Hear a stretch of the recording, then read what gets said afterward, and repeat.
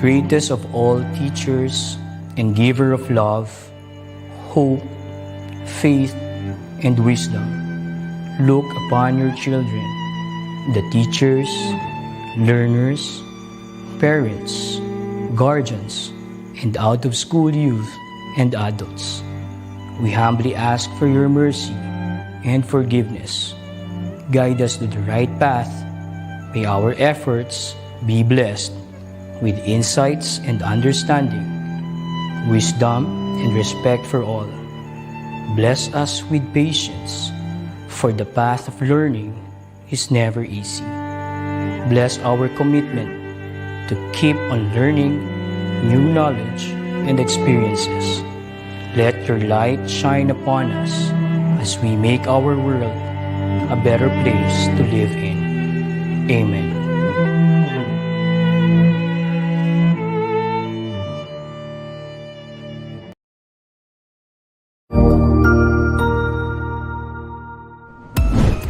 DepEd Vision. We dream of Filipinos who passionately love their country and whose values and competencies enable them to realize their full potential and contribute meaningfully to building the nation.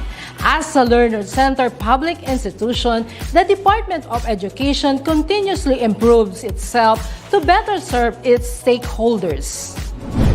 DepEd mission: to protect and promote the right of every Filipino to quality, equitable, culture-based, and complete basic education where students learn in a child-friendly, gender-sensitive, safe, and motivating environment.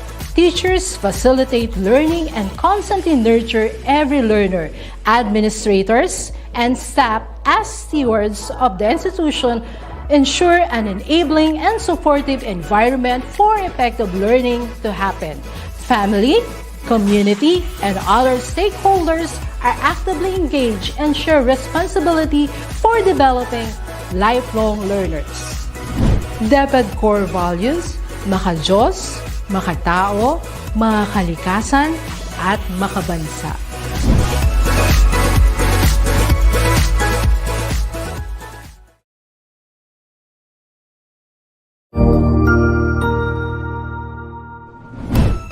Isang masayang pagbati na may ngiti sa aking mga labi. Naghahanap ba kayo ng makakatuwang sa pag-review ng inyong anak? Meron yan sa DepEd. Ang ETUlay online tutorial ay libre at handog ng ating kagawaran sa pangunguna ng OUA ICTS EdTech.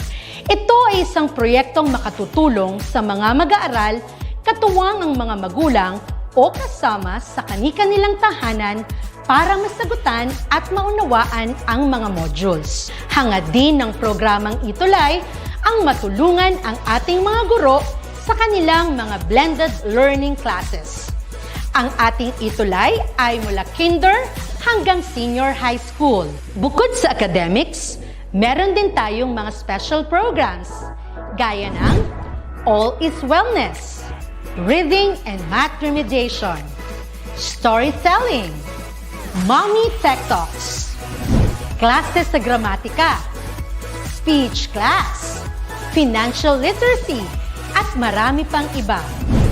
Pinalawig din ng ETUlay ang ating Alive program para sa mga mag-aaral mula grade 1 hanggang grade 3. Gayon din ay mayroon tayong ALS program at SPED tutorials na makasisigurong makakamit ng lahat ang inclusive education. May SPED hotline na rin para sa inyong mga katanungan patungkol sa special education. Kaya, subaybayan mula Lunes hanggang Biyernes, mula 9:00 ng umaga hanggang 7:00 ng gabi ang ating ETUlay. Sa ating pagtutulungan, maiaangat natin ang bawat isa. Ating itutulay ang pagkatuto upang di mapigil ang pag-aaral ng kabataang Pilipino. Itulay natin ito, sulong edukalidad.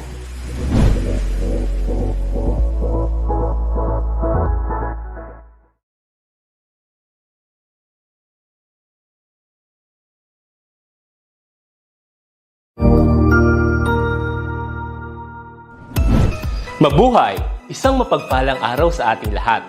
Ako ang inyong lingkod, Tutor Madge.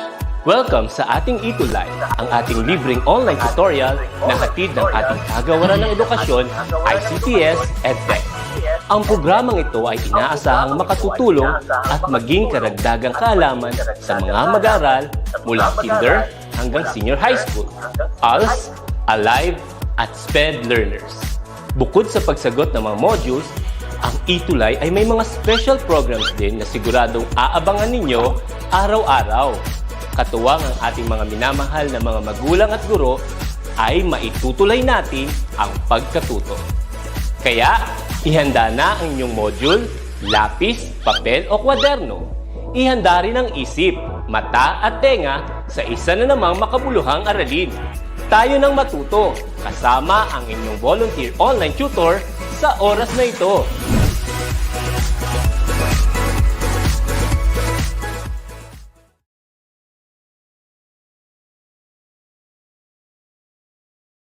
Good morning, good morning.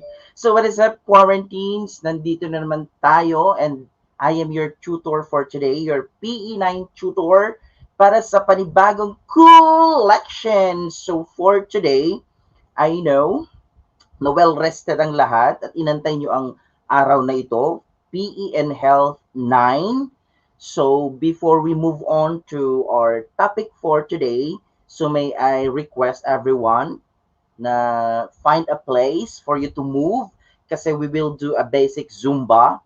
And then, if you have complications or under medication, pwede naman nakaupo lang tayo while doing the Zumba. Kasi in connection to what I am somehow presenting to you, which is the physical fitness test assessment, kailangan magkaroon tayo ng warm-up exercises before jumping into that kind of physical fitness test. So, ready na ba ang lahat? Ayan, so shout out to 54 eyes who are here today. So, thank you so much. So, since ready na kaya ang lahat, pwede bang malaman ko sa Facebook group chat kung may nag-comment na ready for me to have a signal? Anyone? Could you please type ready, ganon, para malaman ko? Anyone? So that we can move on to our Zumba dance session. Okay? Ayan. So, ayan. May mga nagre-ready na. So, tutor. Ayan, ready, sabi ni Miss Janet Flood Patayan. Thank you so much. You can do this at home or if you are outside your houses or home, pwede nyo gawin din to. Ready, according to Noble. Thank you so much. So, Ma'am Faye and Ma'am Dana, please play the Zumba po before we move on to the presentation. Pwedeng nakaupo lang tayo, guys. Again, this is somehow very basic Zumba dance exercise. Ayan. Ano po tayo, sabay tayong lahat, okay? Warm-up hand clap exercises, okay? Shout out to my colleagues, Sir Dante, Ma'am Marife. Okay, class? Ayan, magpe-play na yan. Sabayan nyo lang po kami, sabayan lang po nitong video na to, okay? Okay, clap tayo, guys. Clap. Clap. Ayan, shout out. Andyan ang ating si Ma'am Marife. Ma'am Karitas, Sir Dante and Sir Bata. Your PNPS math teachers. Baka lang nag-bicycle. And then, walking to your right and left. Snappy for 4 counts. Then, punch. Clap. Punch, up. Okay, go with the first step, which is bicycle, and then walk to your right and left. Go on, keep going. Yan, snappy. And then punch, up, clap. Punch, up. Yan.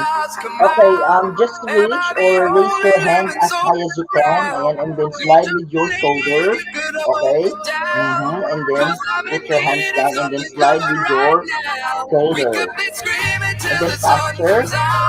Shoulder. 1, 2, 3, 4. 1, 2, 3, 4. And clap. And then punch for 6 times. 1, 2, 3, 4, 5, 6, clap, shoulder level, and 1, 2, 3, 4, 5, 6, clap. Okay, go with the basic one, which is the bicycle, and then walk with your right and left side. Do this 2 times, I guess, yeah. Okay. Punch, punch, punch, clap. Punch, punch, punch. One, okay. Raise your both hands and reach as high as you can. Just to exercise your hands and your shoulders as well. Tap. Boom. Shoulder. Okay. Bilisan lang yung pag-slide ng shoulders. Woo, nakakapagod. Yes. Maganda mainam na tayo pinagpapawisan din. Punch, punch for 6 times. Then shoulder, clap. Then punch, punch, punch, punch, punch. Then shoulder clap. So go, just repeat the chorus. Especially on that step. Yan. Pinagpapawisan na ba? Woo! Ay, pinagpapawisan na ba? Ayan, ayan. Okay, that's the end. Thank you so much po, Ma'am Faye and Ma'am Dana, for sharing the video. Sino kaya ang mga napagod ngayon? I know some of you are joining the basic hand clap Zumba exercise. So, medyo, okay, I will give you 10 seconds to breathe. Inhale, exhale, and then drink some water. Ayan, para kahit papano ma-relieve tayo. Ayan, so since Ma'am is sharing my screen. Okay, so for today, let's move on to our main agenda, which is to discuss about physical fitness or our topic for today. Okay? Hold on. Medyo, okay, 5 seconds left before we proceed. Ayan, so our topic for today is all about PE9, physical activity and physical fitness assessment. I know before we move on to the next topic for first quarter, which is mga hand signals in basketball, students must undergo this kind of assessment wherein dito yung ma-assess yung sarili nyo if kaya nyo yung mga ibang physical activity. But this is somehow a good reminder that if you have medication or under medication, fractures or historical problems with your breathing, kasi meron naman siyang questionnaire dito eh.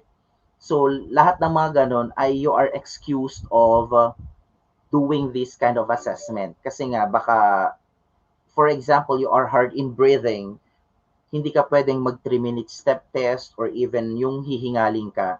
There is a specific or supplemental activities for you guys, for you to do physical activity para makasabay pa rin kayo sa iba yung kaklase or makapagpasa pa rin kayo ng mga requirements under this course or under this subject. Okay? Next po. Ayan. So thank you so much for Pivot for A-Learners material for allowing us to use this module. Thank you so much. Pivot po ang ating ginagamit ngayon. Next po. Yan, medyo pawis-pawis pa tayo ngayon. Medyo maganda yung pawis natin ngayon. And actually, supposedly tutor, my co-tutor, Ma'am Manifel Twinkie, can't join us today. It's because she has an important appointment. Okay, though nag-chat na siya sa akin kagabi na she would like to join us, pero it's because of some important appointment to do, kaya siya, yun muna ang kanyang inuna. But next time, she promised na makakasama niya na tayo. So, she's from SDO Ilocos Norte na imbag abigat and Mangantayon. I am also from Ilocos Norte. Dito na ako nagturo sa Cavite Province. Okay? So, pares kaming taga Ilocos Norte. So, shout out sa iyo, Ma'am Manifel Twinkie Gasset. Thank you so much. So, we are your tutors for PE9. Sige pa. Yan. And I would like also to promote the MAPEH 9 Tutors Grade 9 ETUlay Learning Community. If you are stakeholders, if you are parents, teachers of grade 9 or of students, you are free to join these Facebook group that we have, wherein all the links dito namin ipopost all the best output of my students, of course with the consent of their parents. Dito rin namin ipopost para kahit paano yung mga mentees namin makikita nila na ay okay, yung gawa ko ay pinost dun sa group page ng MAPEH 9 Tutors. Again, if you are not join this group, you can join it kasi it's public group. Okay, thank you po. Okay, agad-agad. So, but before we move on to this, ano nga ba, what is the importance of physical fitness test, di ba?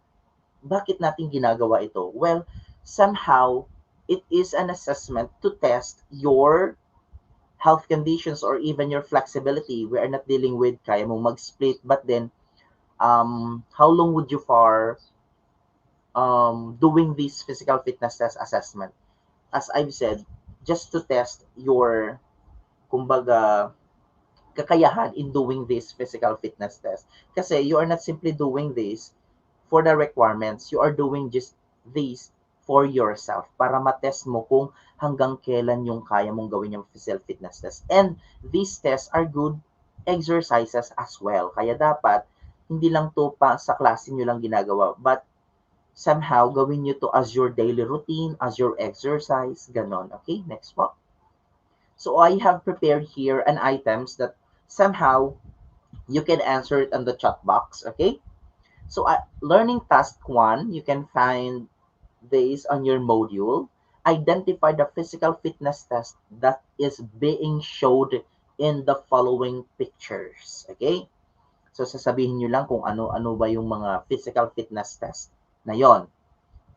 Let me just fix my hair. Okay, it says here, a test of flexibility for the lower extremities, particularly hamstring. Ayan, as the GIF showed to you, what do you think is the answer for this one? Can anyone? What do you think is the answer for this one? Any comments? Ayan, ayan. Sino kaya ang nagsasagot dito? Let me just check while waiting for your answers. What do you think is the answer for this one? Is it push up, sit and reach, or curl up? According to Mendoza Lee Richmond, it's B, sit and reach. Aba, tama kaya siya? Hold on, let us check, double check if it is. Yes, according to Ray De Jesus, thank you so much, is sit and reach. Tama, very good. So let's get to know more about this sit and reach, okay? Next po, ma'am. Thank you po. Okay, these are the procedures that you need to follow. Sit on the floor with the back flat on the wall. Okay, so pwedeng itong gawin sa bahay ninyo, pwedeng sa sala, okay, with the assistance of your parents or even your friends, kung magkakalapit lang din naman kayo. Umupo ka and then you have to, kumbaga isasandal mo yung likod mo sa wall. It should be flat surface. Feet are approximately 12 inches apart. Ayan, inches. For example, I have here a tape measure. If you don't have meter sticks at home, pwede itong tape measure, 12 inches. Ayan, since we are dealing with inches, ganito lang dapat siya kahaba. I mean, yung distance between your feet. Okay, without bending the back or knees and elbow, place one hand on top of the other position and the, for example, this one, you can do this. Place your other hand on top of your hand. Ayan. Next po. After the tester had positioned the 0 point to the tape measure, start the test by reaching the farthest point possible without bending knees. Okay, avoid bending your knees kasi somehow sit and reach is considered to be flexibility test. Okay, that is under skill related. So dapat ganito siya ang position and then you have to bend your knees as far as you can. Though we do have a YouTube tutorial for this one, since i-endorse ko naman siya mamaya para kahit papaano, kasi ang time natin is somehow hindi magkakasya if talagang we go along with all these procedures. Kaya just to somehow give you reminders, meron kaming dito, ginawang YouTube tutorials, okay? Measure the distance from the farthest reach and record the score in centimeter. Okay? Since nasa tape measure yun yung centimeter, nandun yun. If you use also meter stick, makukuha nyo agad-agad. Sa pangatlong beses, sa pangatlong attempts kayo, nyo i-record yung sa sit and reach score ninyo. Okay? Thank you. Next po. And then the next one, how about this one? It measures the strength of the upper extremities. The upper image shows the push-up position for male, and then the bottom part is a push-up position for female. Ay, ayan, nasabi ko na. So the answer is push up. Ayan, nagkaroon ulit kayo ng idea doon. Okay, very good. Thank you so much po. Next po. Push up yan, mga kaibigan. Okay. Face down in a standard push-up position. Okay, you have to, your face must be somehow facing the floor. Palms on the mat under shoulder, fingers pointing forward, ito, and legs straight, paralleled, and slightly apart with the toe supporting the feet. Okay? Next po, ma'am. Though this is somehow a review na lang kasi since you were in grade 7 and grade 8, you already did these. For boys, straighten the arms, keeping the back and knees straight, then lower the arms until there is 90-degree angle up the elbow. Upper arm are parallel to the floor. So, dapat straight yung arm, even yung feet straight. While sa girls, there's a big difference sa kanilang push-up position. Ito naman, nakabend ang inyong knees sa floor. Okay? While sa lalaki, straight, sa babae naman, nakabend yung knees. Para kahit papano, is somehow simpler version of for push-up for boys. Pero sa girls, nakabend yung knees. Thank you so much po. And, paano i-record? How to record or how to record your score in push-up kung ilan beses kang nag-push-up, yun ang i-record mo. Okay? Next po. How about this one? How about this one? It measures the ability to move quickly while maintaining balance.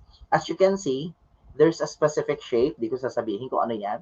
You have to place your feet rather, at the center, and then you have to jump sa number 1 and then go back to at the center, and then jump at the 2, and then center, 3, 4, 5, 6, and then go back to number 1. Ano kaya ang tawag natin dito? Anyone who could answer this one?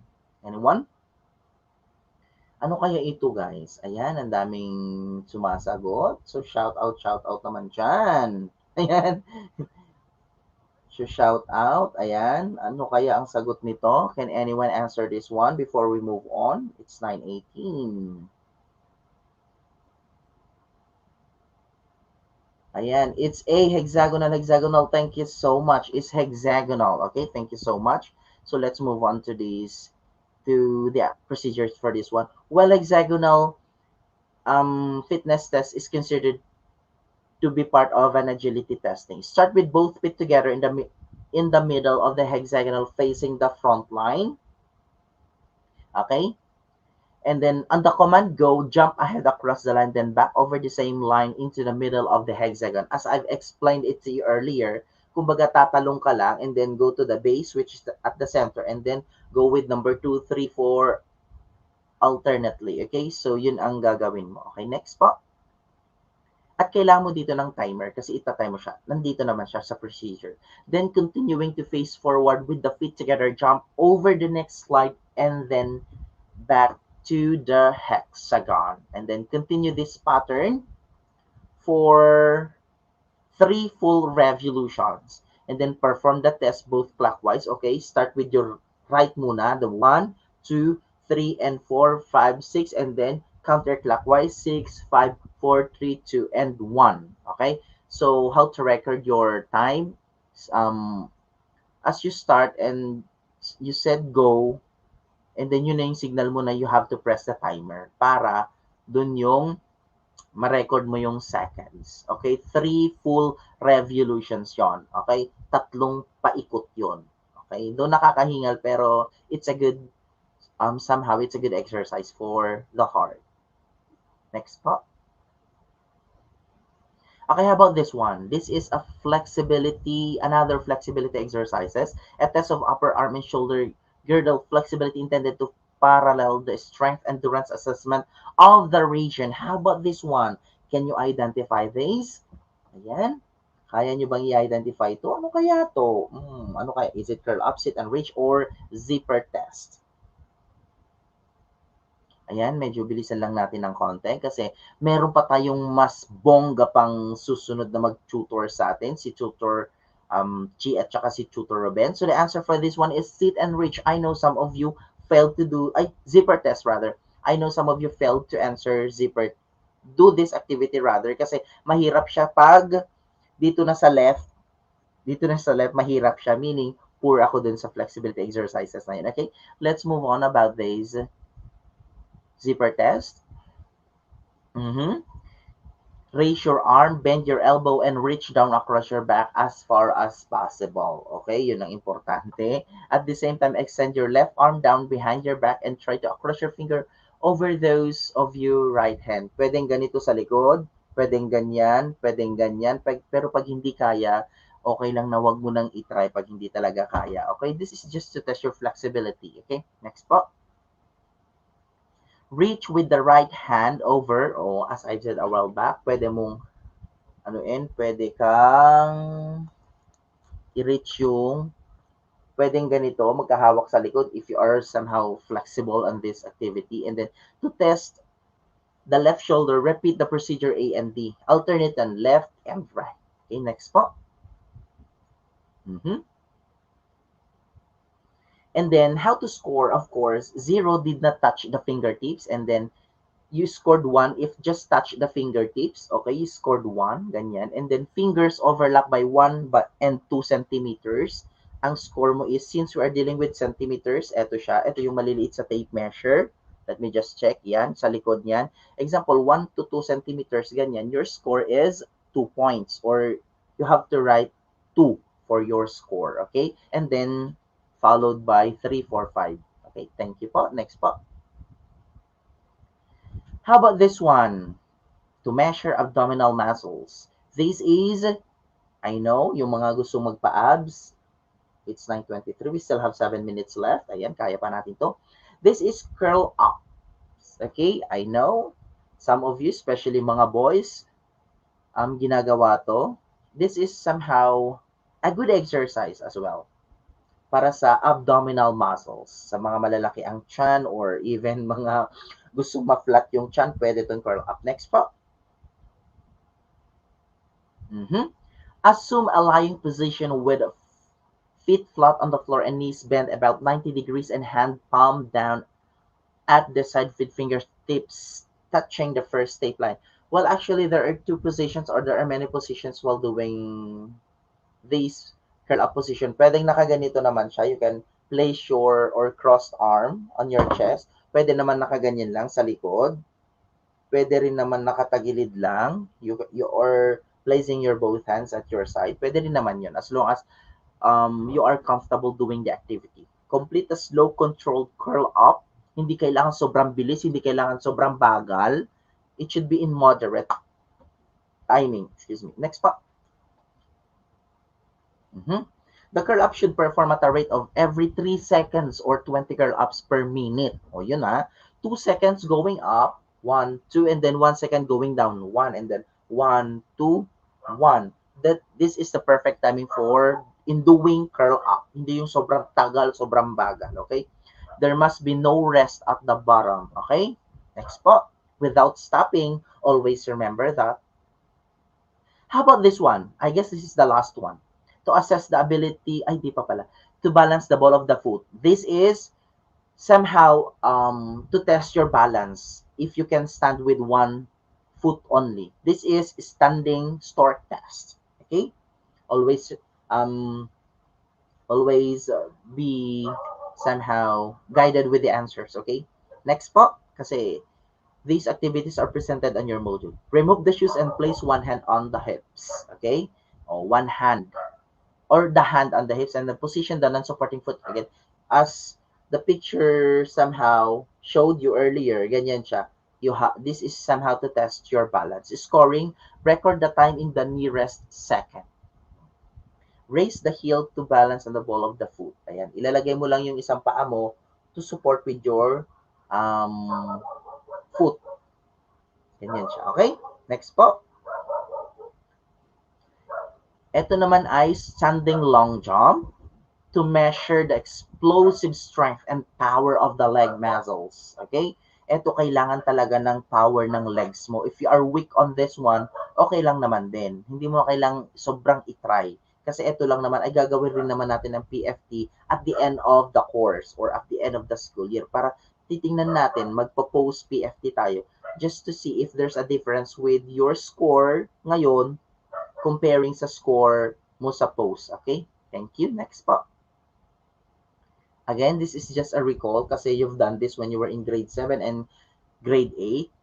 As you prepare to bend your knees and swing your arms backward and jumps as far as you can. Scoring meters naman to the nearest 0.1 centimeters. If you don't have meter stick, you can use tape measure depending on the availability of the materials sa bahay niyo. Okay, thank you so much. Next po.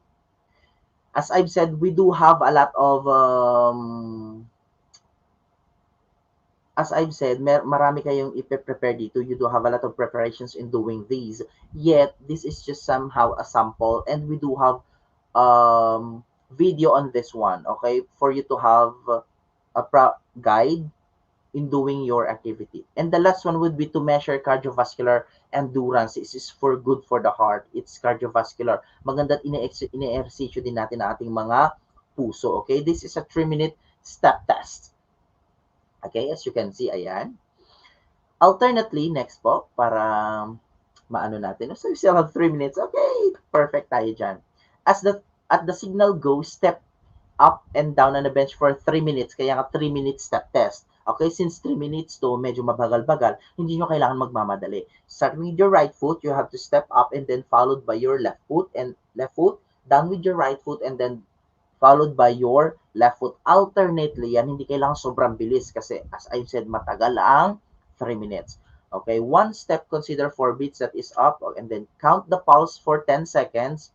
Right after 3 minutes pala, you have to inhale, exhale first for 5 seconds or 10 seconds, depending on your mood, and then count the pulse for 10 seconds. Pwede dito, and then pwede rin dito. Pwedeng hanapin dito sa ang pulso ninyo, and then count your pulse for 10 seconds. 1, 2, 3. Dapat bilangin nyo. Huwag nyong huhulaan. And then, after counting by 10 seconds, you have to multiply it by 6. And then, that is your score for 3-minute step test. Okay? Thank you po. Next po. So, as I've said, we do have a tutorial physical fitness test video. So, nandyan naman ang link. So, sa mga nasa group namin sa G9 ETUlay Learning, I will post the link there so that you can have a full access on this video tutorial na ginawa namin. So, para magkaroon kayo ng mas malinaw na version, though diniscuss ko lang kanina yung mga procedures. And then next po. Okay. Ayan. So, after gaining all the knowledge, it is already saved. Okay. And I know you can somehow answer the questions on your module based on what we have discussed today. Next po. Ayan. So, okay, again, I am your tutor Aldrich together with tutor Manifold Twinkie na makikita niyo by next meeting. And I guess, lagi nyo kami pa ring subaybayan every Tuesday, 9 to 10 a.m., music and arts, and then PE and health naman ngayon. Okay, so next po. Okay, so thank you so much, and huwag kayong aalis. It's because meron pa tayong 2 tutors to discuss about Health Education 9. And I guess they are very much excited too in dealing with their topic. So thank you, Ma'am Donna, Ma'am Faye, so Tutor Chi, Tutor Ruben. Ano pang iniintay natin? So, go na! So, goodbye guys. See you next season. Hello, thank you, Tutor Aldrich. Thank you. Okay.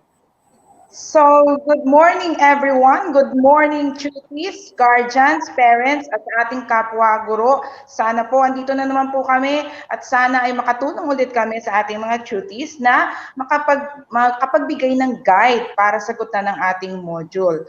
At sabi ko nga po, lalo pong pinalakas ang MAPEH 9 dahil sa ating mga bagong kasamahan. Again, this is Tutor Chi para po sa Health 9, ang inyong makakasama. And ang aking kasama, si Tutor Ruben. Yes po, ako naman po si Tutor Ruben. So, Tutor Chi, bago tayo magsimula, gusto ko lang i-shout out muna ang ating mga kasamahan sa General Mariano Alvarez Technical High School, especially to all my students from grade 9 MAPEH. So, Tutor Chi, bago tayo magsimula, baka may gusto ka rin pong shout out.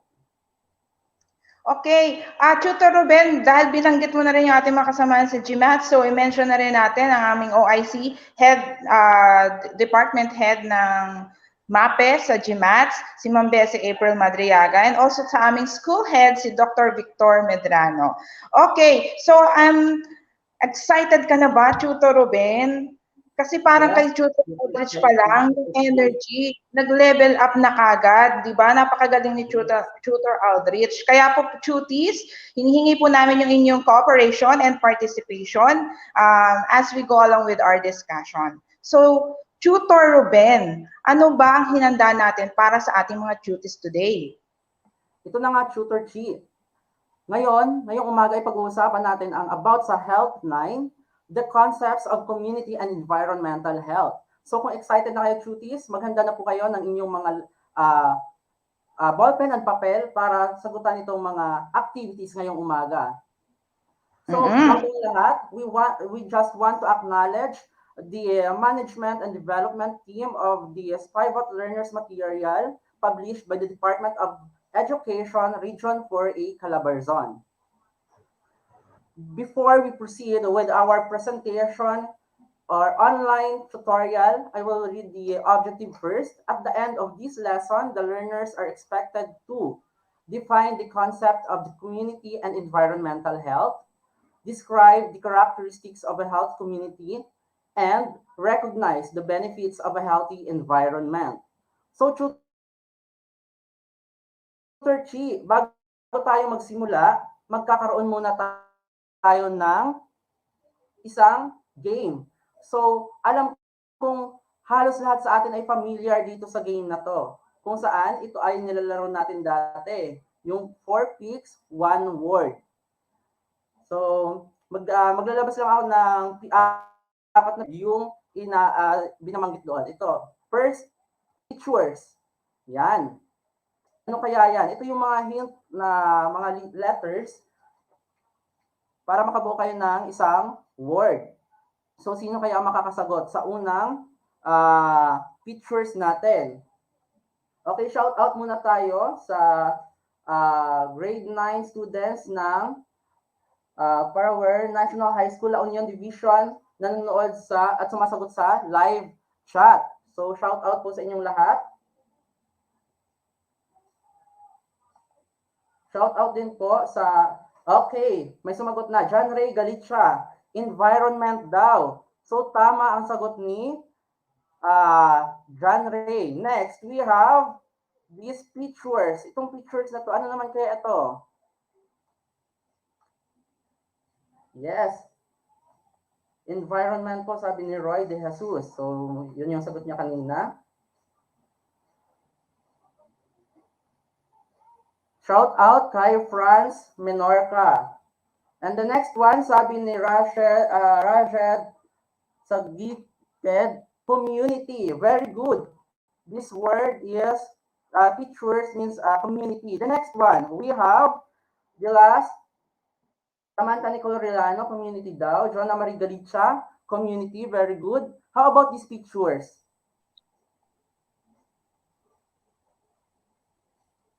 Yes, Tutor Chi. And then the last one, we have the health. Very good, Regine Torres. Health daw, itong picture na to. So, Tutor Chi, bago tayo magsimula sa ating talakayan sa umagang ito, magkakaroon muna tayo ng review. So, Tutor Chi.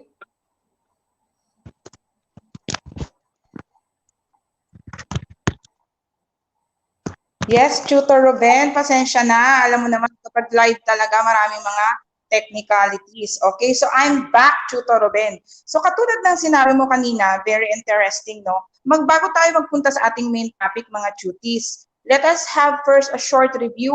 Kung naaalala ninyo nung ating mga lower years, na tayo grade 7 and grade 9, we tackled about the different dimensions of wellness. Mga tuties, pakilagay nga po, ilan po ba yung alam natin na dimensions of health or wellness?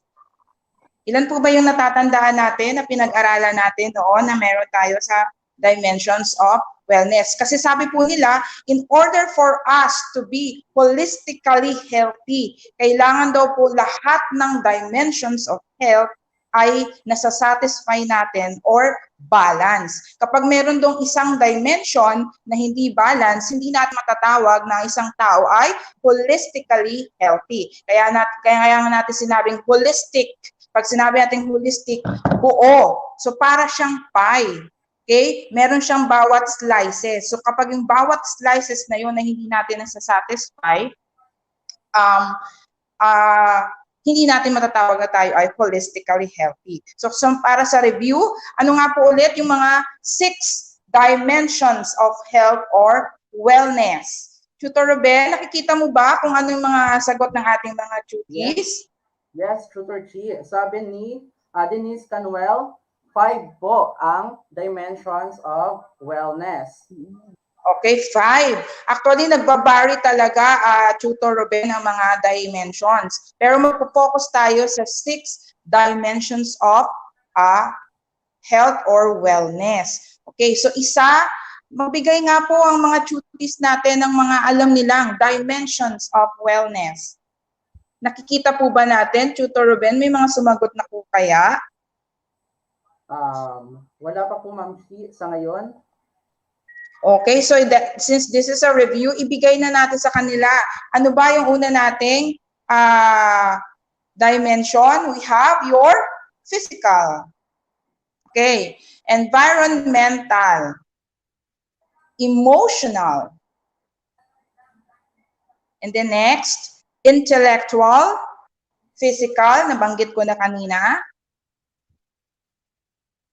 And next, we have social and spiritual. So kung natatandaan ninyo nung sa lower years natin, pinag-usapan natin to. Pero ngayon po, sa first quarter, we'll be dealing with anong dimension po, Tutor Ruben? Sa first quarter, anong dimension ng health tayo magpo-focus? Yan, magpo-focus tayo sa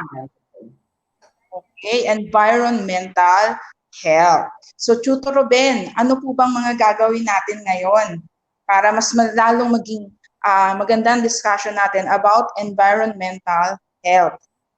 Yes, Tutor Chi. Pag-uusapan natin ngayon yung pagkakaiba ng community health and environmental health.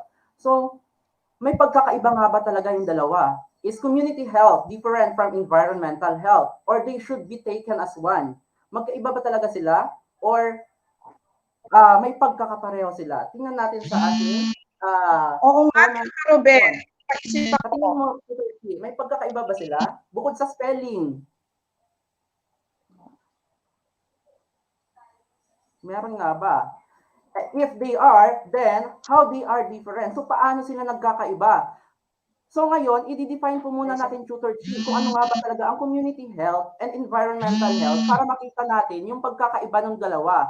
So first, community health is defined as art and science of maintaining, protecting, and improving the health of all members in the community through organized and sustained community efforts. How about yung environmental health, Tutor Chi?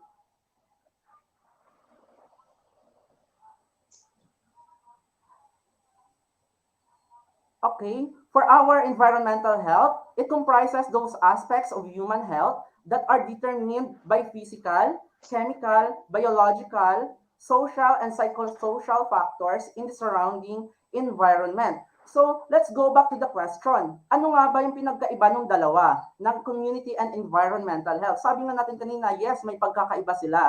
So, based on the definition, basically, the difference between community health and environmental health is that yung community health focuses on the concerns, about health of every individuals within the community, while environmental health focuses on the different aspects surrounding the community or environment. So yun yung pagkakaiba nila. So kung may pagkakaiba sila, may pagkakapareho din syempre sila, tutor Chi. So anong pagkakapareho nila? They are similar in a way that they are both benefit the people inside the community as well as the environment. So that is the most important aspect, yung magkakaroon sila ng benefit both sides. Yes, tutor Chi. Example, kung hindi nyo pa naiintindihan, magbibigay tayo ng example ng community and environmental health. Pag sinabi kasi natin community health, we have various health workers. Example, meron tayong mga various health workers, which is the BHW or the barangay health workers, doctors and nurses na meron tayo sa health centers na kung saan sila yung tumutulong regarding with the health of and issues with the individuals in the community. While in the environmental health, there are different, meron tayong mga iba-ibang organization raising awareness about the importance of the Mother Earth by maintaining the cleanliness and orderliness of the environment. Generally, Tutor Chi, sa kabuuan, they kept the harmony of every individual and safety of the environment. So yun yung pagkakaiba at pagkakahalintulad ng community and environmental health, Tutor Chi. So para mas lalo nating maunawaan ang ating topic sa umagang ito, magkakaroon tayo, Tutor Chi, ng learning task. So ano ang learning task natin ngayon, Tutor Chi?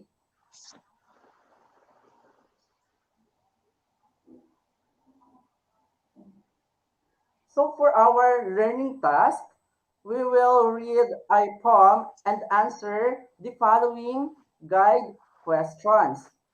So this poem is entitled Warned by Sylvia Stultz. So ginawa ito ni, or naisulat ito ni Sylvia Stultz to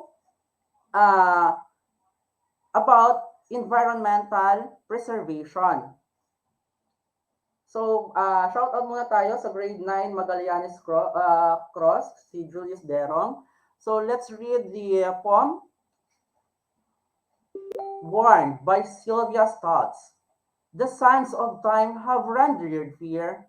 Blue skies on high, no longer clear. Stars are bright, once they came, now dim, obscured, pollution's haste.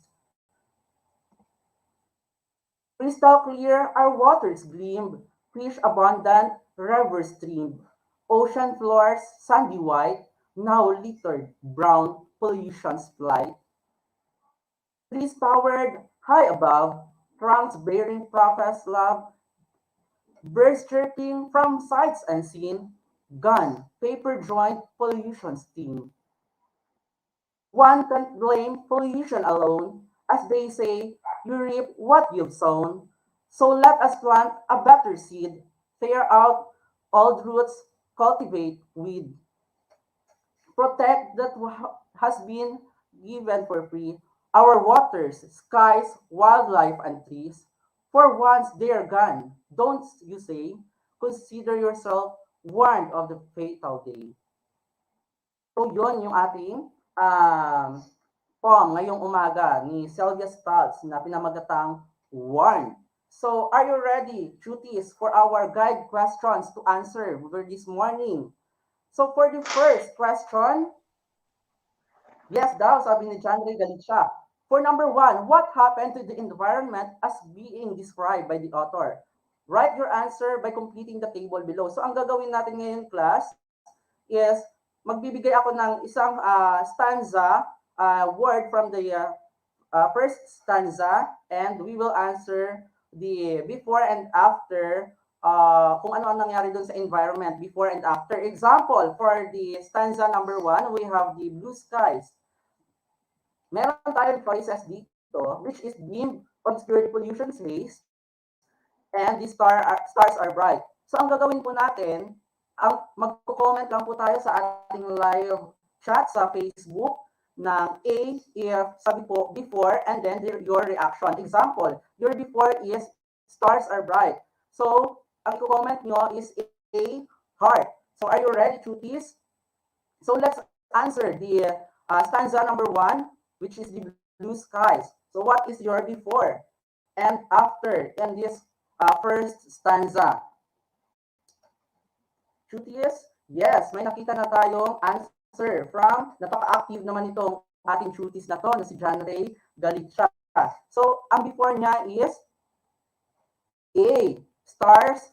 As before, stars are bright. So heart siya. And then Ellen Gabuay, B, dim, obscured pollution haze. Okay, very good. Angel Briseño, thank you for answering.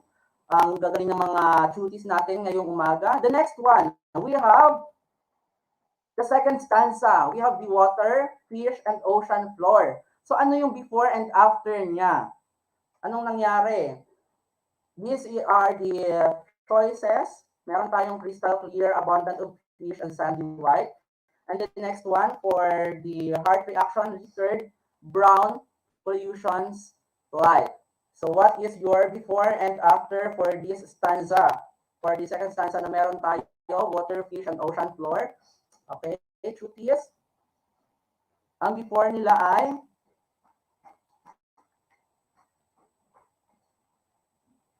okay, Roy De Jesus, ang before niya is crystal clear, abundant of fish, and sandy white. And then, ganun din si Mendoza Lee Richmond. And how about sa after natin? Ano ang nangyari after? Dati daw yung water daw natin yung fish and ocean floor ay crystal clear, abundant of fish, and meron tayong sandy white. Ano ang naging ano niya? Siyempre, wala nang iba, kundi yung naging littered, brown, and pollution. Right. Thank you for answering, cuties. Let's proceed to the next stanza, the last stanza that we have. For stanza number 3, we have the trees, trunks, and birds. Oh, may answer na. Bonus points para sa mga cuties natin. So the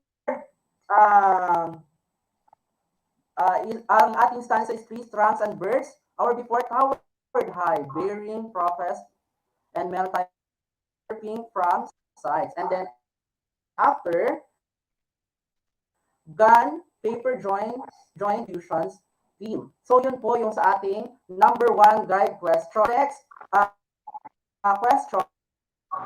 Yes, Tutor Chi.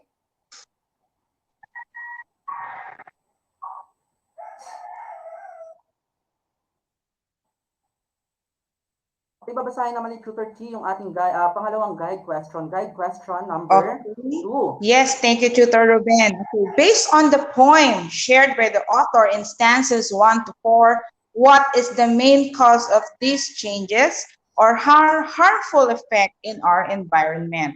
So thumbs up kung obscured, heart kung pollution, and wow emoji kag littered.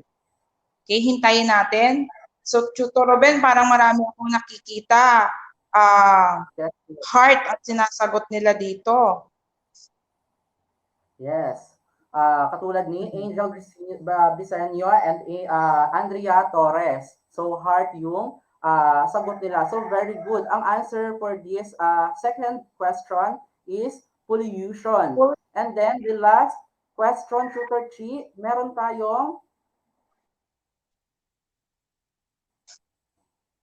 So this is our last stanza, di ba, Tutor Ruben?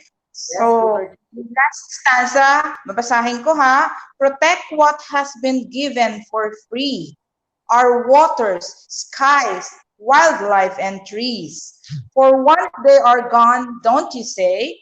Consider yourself warned of the fatal day. So ang question natin is, in stanza 5, what are the resources in the environment that are given to us free and thus need protection? So ano ba kailangan nilang gawin dito, Tutor Ruben? So pipili sila, Tutor Chi, ng mga resources based dyan sa ating stanza number 5, kung saan ay free from the environment.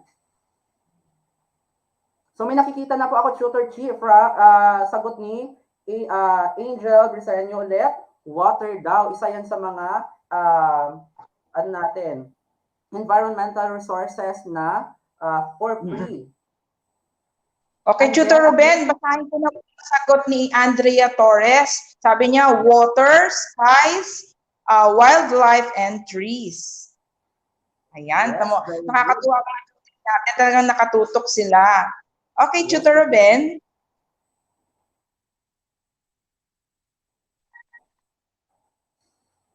Okay, Tutor Chi. Chutis, I have a question here. What is your ideal community? So ano nga ba yung ideal community natin sa ngayon? Meron akong Oo picture nga, dito. Tutor Ruben. O, Yes. Tutor Ruben, di ba, Chutis, kung tayo ay merong ideal man and meron tayong ideal woman, syempre meron tayong ideal community. At ang tanongin natin yung sarili natin, ito bang ideal community natin sa mga nararanasan natin ngayon? Is kaya ba nating ma-achieve? Is there an ideal community? Magbigay nga po ng thumbs up yung ating mga Chutis dyan. Kung posible pa ba na magkaroon tayo ng ideal community? Okay, nakikita ko maraming nagta-thumbs up. So kapag nag-unite tayo at nagsama-sama into action, hindi malabong hindi natin yan ma-achieve. Ngayon, ang tanong ni Tutor Ruben kanina, what is your ideal community? So Tutor Ruben, as I can see, nag-flash ka ng dalawang pictures dito. So ano ba yung mga pictures na yan? Ito, Tutor Chi, pagpipilian nila dyan kung saan ba talaga yung pipiliin nilang picture dyan. Do you dream a letter A or the letter B? So saan dyan ang pipiliin mo kung sakali? Okay. So mga cuties, given lahat ng mga pinag-usapan natin from the poem, yung discussion ni Tutor Ruben about the definition of community health and environmental health, ngayon ang tanong namin sa inyo, I want all of you to reflect on that question. What is your ideal community? Yun bang picture A or yung picture B? And then ask yourself, as a grade 9 student, what can you do? No? Ano ba ang kayang gawin? Malaki man o maliit ng isang estudyanteng katulad mo to achieve yung ideal community na gusto nyo. So yan ang iiwanan namin question sa inyo to prep you up sa mga susunod nating discussion, okay? Para makapaghanda kayo sa ating susunod na discussion. But before we end, meron pa tayong quiz, tama ba, Tutor Ruben? Yes, another learning task, Tutor Chi, multiple choice. So, ang directions lang natin dito, read the statements carefully and choose the best answer that corresponds to the statement. So, for our number one, Tutor Chi, ano yung number one natin dito? So, ako muna, what do you call the sociological group in a large place sharing one environment? So, ano ang tawag doon? Letter A, assembly. Letter B, community. Letter C, family. And letter D, LGU. So, anong answer natin dyan, Chutis? Yes, very good. Marami nang sumagot, Tutor Chi. Letter B daw, Angel Briseño. Letter B ang sagot niya, community. Tingnan natin kung community na talaga. Wow, bravo, ang galing. For our... Oo, yan din ang sagot ni Ariel Luis Molo, letter B. At marami silang sumagot talaga na letter B. Napakagaling natin mga tuties. Next question, Tutor Ruben. Yes, Tutor Chi. Which from the following is not a part of dimensions of wellness? Letter A, environment. Letter B, emotional. Letter C, social. Letter D, cultural. Yan, Tutor Chi, yung ating ano kanina, yung discuss mo. Yung kanina, tandaan nyo lang yung pie. Yung pie merong 6 na slices. So, isa-isang slice represents isang dimension of wealth or wellness. So, alin dyan ang hindi kasama? So, Tutor Ruben, nakita ko mga sagot nila. Banggitin natin si Gerard Anthony Rosas, si Raid Hernandez, si Jasmine, lahat ng sagot nila D, cultural. Tama ba, Tutor Ruben? Tingnan natin, Tutor Chi, kung letter D nga ba. O, tama ang sagot nila, Tutor Chi. Letter D. So, let's proceed to the next question. We have question number 3, Tutor Chi. Okay, number 3, the following activities are beneficial to the environment except, okay, paki-take note nun ha, except avoid burning plastic materials, dump toxic waste to the river, proper waste disposal, or letter D, A, and C. So, lahat daw po ito ay mga activities na beneficial maliban sa. So, ano kaya ang sagot? Tingnan nga natin ang sagot ng ating mga cuties. Alin kaya dyan ang hindi beneficial? Yan, mostly Tutor Chi ang nakikita ko. Ang sagot nila ay letter B. So, basahin natin sina Ariel, Ellen, Angel. Yan po yung mga sumagot ng letter B. Tingnan natin kung tama nga Tutor Chi ang kanilang sagot. Okay, the correct answer for the question number 3 is letter B. You are the best. Of course, di ba? Oo, toxic waste kasi yun. Okay. So number 4 question. Why do we need to ensure community health in planning for community development? A, to live in a clean, safe, and comfortable home. B, to attain luxury in life. C, to keep the safety of the community. D, to maintain an enjoyable lifestyle.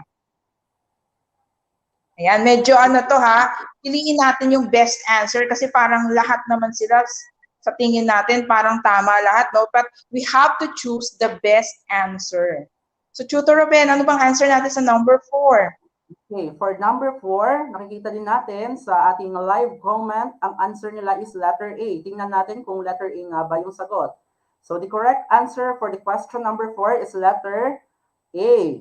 Tama yung mga sagot ng ating Tutor Chi. A clean, safe, and comfortable home. Okay, so yan yung medyo malapit do sa ating ideal community. And last question, Tutor Ruben. Ako na po ba magbabasa? Yes, Tutor Chi. O sige, it is a state of complete physical, mental, and social well-being. O ayan, babalik na naman tayo doon sa ating PI. Ano daw ang tawag doon sa complete state of physical, mental, and social well-being? Is it A, community, B, environmental, C, health, or D, community health? Okay. Okay, sabi ni John Ray Galicia, Tutor Ruben, letter C daw. Sabi rin ni Jasmine, ayan, bumaba na yung sagot na letter C. Ano nga ba talagang tama? So, tama ba na letter C? Tama sila, Tutor Chi. Answer Okay, that is C. health. Yes, health. So, yun na nga, Tutor Chi. Okay, so again, natapos na naman, no? Konti lang kasi yung ating oras, pero I hope marami kayong natutunan at nakatulong kami na masagutan ninyo yung module at expectin natin na more exciting. So tandaan niyo mga cuties, may iniwan kaming questions sa inyo to reflect on, to prep you on our next discussion, next session. So again, this is Tutor Chi with Tutor Ruben, at magkita-kita po ulit tayo dito sa MAPEH 9 every Tuesday, 9 to 10 a.m. your home for arts, singing, dancing, and saving lives. Sa ngalan po ng aming mga kasamahan, Tutor Nulette and Tutor Feb for music, Tutor Da and Tutor Joni for arts, Tutor Aldrich and Tutor Twinkie for PE.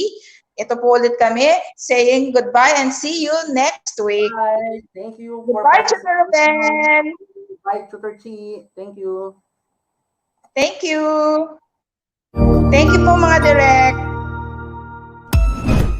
Ang husay naman! Natapos mo ang iyong tutorial session kasama ang iyong mahusay na ETUlay tutor. May bago ka bang natutuhan? I-share na yan gamit ang hashtag #ETUlayLevelUp. Huwag aalis ha, dahil may susunod pang programa na pwede mo ring panoorin at salihan. Dahil naghihintay na ang iyong mga tutors. Happy learning dito sa ETUlay!